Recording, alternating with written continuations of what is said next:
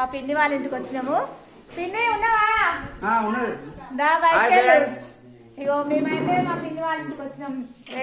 రేణుక ఎల్లమ్మ తల్లి కళ్యాణం చేస్తున్నాం కదా, జోగు ఎత్తడానికి అయితే వచ్చినాము.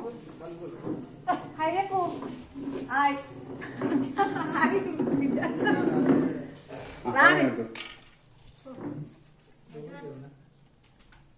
లోపలికి రాదా?